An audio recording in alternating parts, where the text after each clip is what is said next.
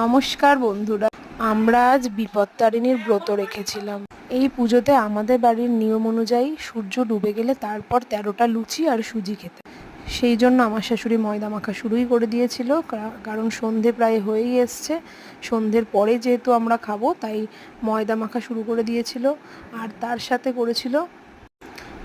সাথে করেছিল কুমড়ো আলুর তরকারি আর সুজি।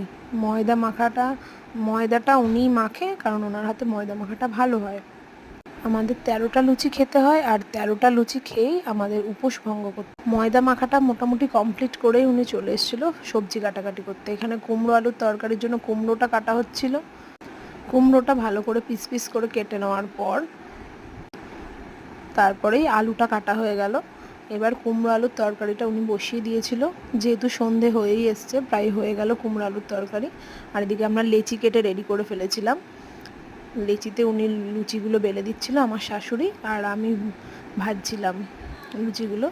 এই যে আমাদের 13টা করে লুচি মোটামুটি কমপ্লিট। এই এতগুলো লুচি ভাজা হয়ে গেছে। লুচি হয়ে যাওয়ার পর সুজিটাও করে নেওয়া হয়েছিল। তারপরে এই যে লুচি আর সুজি আর কুমড়ো আলুর তরকারি একটা কলা পাতার মধ্যে সার্ভ করে দেওয়ার পর দেখুন কেমন লাগছে। আমাদের 13টা লুচি একটু এবার বড় বড় সাইজ হয়ে গেছিলো, যার জন্য খেতে ভীষণই অসুবিধা হচ্ছিল।